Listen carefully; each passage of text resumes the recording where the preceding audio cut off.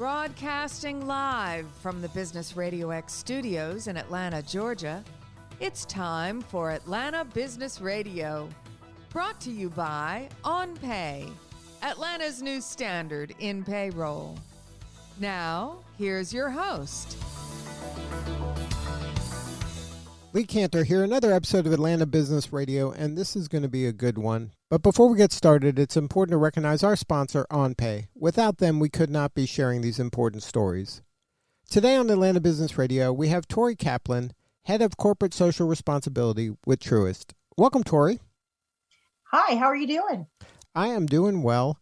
For the folks who aren't maybe totally familiar with Truist, why don't you let us know what Truist is and who you're serving? Well, Truist Financial Corporation is a bank that is the byproduct of a recent merger between BB&T and SunTrust. And we are largely focused in the southeast of the United States, and happy to be here to talk with you today. Now, being that SunTrust has been so important to Atlanta and the metro area, and now this evolution to Truist, is there going to be kind of a dramatic difference for the consumer? Are we going to notice anything dramatic, or is this something where the merger is going to be something that we're all going to be high-fiving about a year or two from now? I'm in the camp of high-fiving.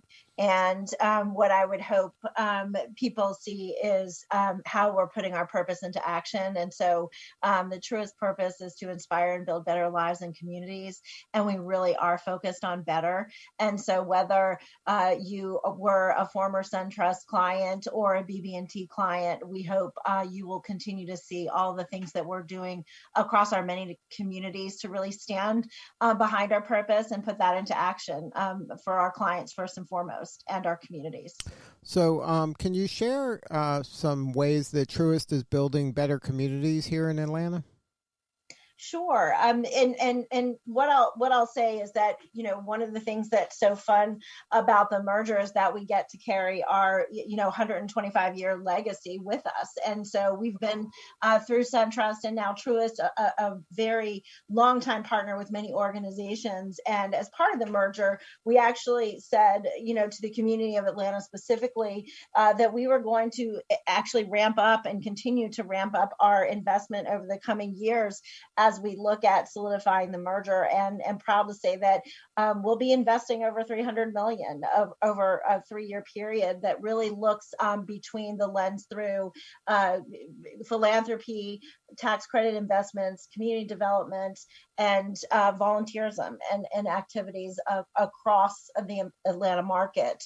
I can talk a little bit about a couple of our signature partners, and really share a little how we're putting our purpose into action. One of those is a recent partnership between the Purpose Built Communities Organization, which is a nonprofit based in Atlanta that works not only with local Atlanta leaders, but across the country to help really break the cycle of intergenerational poverty. And so part of our support there philanthropically is really to commingle what I think is happening in many of our communities, where we need to demonstrate meaningful community support and also tackle some of these huge socioeconomic issues and bring the right resources to the table to do that. Now, what's your backstory? How did you get involved in social responsibility?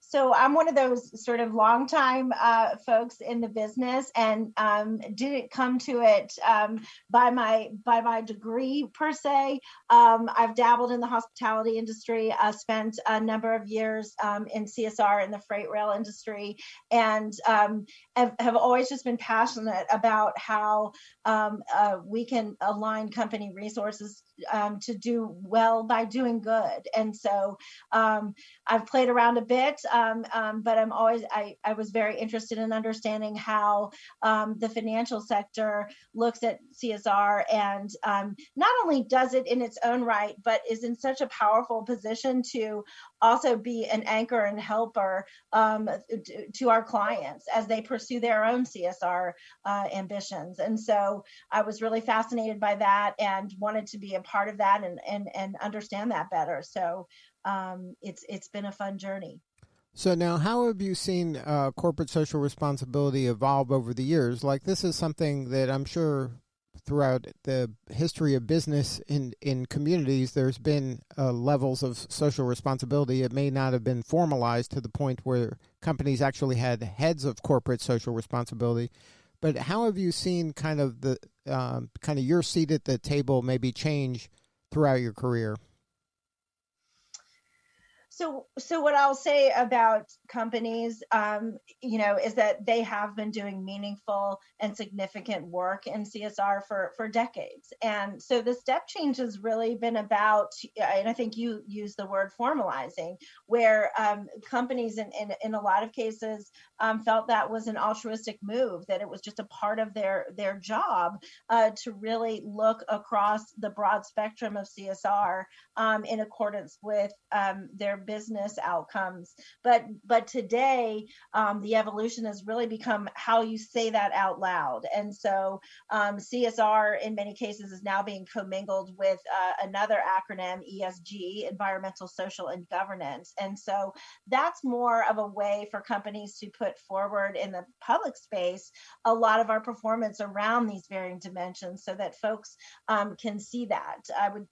I would think the other sort of significant change is just this real shift to a very broad multi-stakeholder view. The term stakeholder capitalism is now being used very commonly in this space, and it's really sort of saluting the fact that we're no longer just looking to satisfy our shareholders. They are absolutely an important and prominent focus because if we don't succeed financially, then we can't do all of these great efforts in our communities, but really looking across that stakeholder landscape and understanding what are our clients thinking and about this work, how are our teammates thinking about this work, how are communities either thriving or struggling, and how do we connect those dots to make a real positive difference. And so it's changed both in the concept of just what it is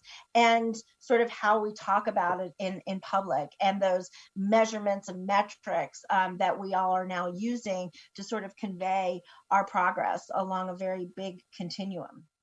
Now, you mentioned that maybe in the past it was more kind of anonymous or philanthropic, their activities, but now as corporations are kind of leaning into this and they are kind of going out loud and proud in certain areas, how do you decide which are the appropriate areas to focus on in order to prioritize in terms of impact that your organization can kind of best serve a group, as opposed to, like you mentioned in a previous life, maybe you were in transportation, they would have a different area that would be the most important ways that they could prioritize. So how do you kind of align the priorities of the community with the priorities of the organization? Well, I think it comes from establishing a focus. And one of the really interesting pieces about a merger is it allows you to sort of look at the cadre of things that you've been a part of in your sort of historical organizations, and really look at how do you want to reimagine that so that you can put your best efforts into doing good, and really looking at how does a bank help its community, and what are the assets that it has to really do a good job there. And so one of the things that a lot of folks have been working on at Truist is how to in fact reimagine our philanthropic focus. And so we've now come to really 4 unique spaces that we're going to be looking at, and those things, which I'll share in a second, really are things that we see across our entire network where we can actively take a part and help. And those are really in the concepts of leadership, educational equity, economic mobility and small business, and thriving communities. And so when you look at those pillars, if you will, those really help to anchor our work and support to really shine a light in our many communities around those endeavors and put our resources, whether they be philanthropic dollars or skills-based volunteerism or the many methods in which we work to establish financial literacy and education so that folks have access to finance and know how to help their credit scores and know how to have tools to help better their own lives. That's really sort of what we're aiming to do at Truist, and have put a lot of thought behind that. So whether we're acting in Atlanta on those endeavors or in Charlotte, North Carolina, we're really striving to make a difference along those fronts. So can you share maybe specifically, let's talk about the financial literacy programs, like what is there for folks to take advantage of through Truist in that area? Well, we've got a very large partnership with an organization called Operation Hope, and we work with Operation Hope across our network. And this really is an effort where we can provide financial coaching across our many communities. And so folks would have the opportunity to come inside of a bank like Truist and engage directly with folks that can help with their financial aspirations through coaching and educational services. That's just one example. We also have some very interesting and unique things that our folks in the Atlanta market have been working on. There's an interesting collaboration with the Georgia Public Broadcasting and Georgia Council on Economic Education, where they created a program called Lights, Camera, Budget. And so it's really an online game that is actually played with high school students in classrooms, where the teachers help students play the role of filmmaker while those students are learning life economic lessons. And so it's a really interesting program. And to date, I think they've tracked about 87,000 individual games played. And this is just another way that we're really looking at how do you take the concept of financial literacy and education and make it real for folks, and whether that is in their desire to purchase a home or in really cultivating that mindset with the next generation, so that they understand what we all need to do to have the things in life that we all desire. Now, do you find that when it comes to hiring and talent, that having kind of this emphasis on corporate social responsibility is a must-have in today's world, that this isn't a nice-to-have anymore, that you have to kind of have a big why and have some sort of a mission that people can believe in and get behind in order to attract the talent and in order to kind of maintain that diverse talent that a lot of corporations are striving for? Yes, I would sort of say, yes, it is a need to have, and it's also an incredible opportunity, to your point. So when you think about diversity, equity, and inclusion, what does that mean inside a company, and how do we circle around those efforts to make ourselves more diverse, more equitable, and more inclusive as a company? And then how do we cast that externally through some of the things that we've talked about relative to our community pursuits?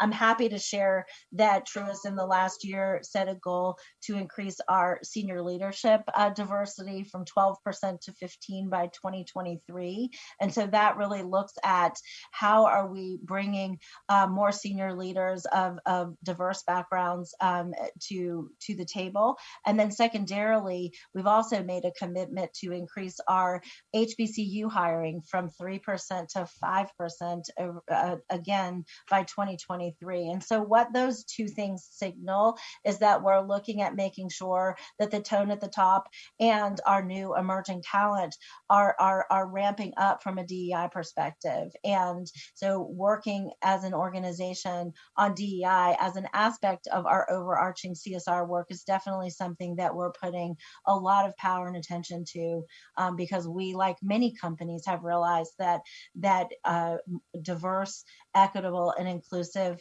companies are better companies overall, and can therefore then support their communities in a better way and kind. Now, how do organizations, and not necessarily just Truist, but in your opinion, how best can organizations hold itself accountable for these kind of goals? Like, what kind of level of transparency is possible in your mind in order to hold companies accountable for, instead of just giving lip service to certain objectives, but to, so the public can have trust in that, hey, they said they were trying to do this, and this is the result. This is where they're at. They're at least, trending in the right direction. Sure. I think that's what some of the reporting work does for us today, where we can impart certain metrics and disclosures and make our goals known in a public forum, and then use the reporting cycle to track our progress, right? And so whether we're talking about a DEI goal or a goal related to climate change. So Truist, for example, announced this year that it would be reducing its Scope 1 and Scope 2 greenhouse gas emissions by 35% by 2030. And so our job is to not only say it, but to demonstrate progress toward that goal, and use the forum of reporting, whether we're talking, in the form of an annual publication that we produce, as we just have at Truist, or whether we're talking to our investors and other interested stakeholders. It's having those goals and targets, and then being willing to be transparent about your successes and your challenges, quite frankly, along your pursuit of those goals. Now, for you personally, what is the most rewarding part of the job? I get the opportunity to help shine a light on the incredible teammates at Truist every day. And so CSR work isn't a thing in and of itself, but it's the culmination of all of the best folks coming together at our organization and trying to make our world a better place. And so it's a really lucky space to be in when you get to work across the organization and discover all these incredible things that our teammates are just humbly doing every day in the name of our clients, our communities, and our other stakeholders. And so it's a real honor to do this work. And I feel very grateful to see and experience how so many of our teammates come together to put our purpose into action every day. And if somebody is interested in maybe a job at Truist, or they're interested in switching over to Truist as their financial institution, what is the best way to learn more? Well, I would send folks to Truist.com. We have a great careers section on our website, and peruse there, which can give an update on some of the openings and positions we have. And then I would also encourage folks to just peek around at the latest and greatest CSR and ESG report, which is in the investor relations section. And that will give folks a really great opportunity to understand what we're all about, how we do our work, and hopefully invite others to join us. Well, Tori, thank you so much for sharing your story today. You're doing important work, and we appreciate you. Thank you, Lee, and have a great weekend. Thanks for having me on today. All right, this is Lee Cantor. We will see you all next time on Atlanta Business Radio.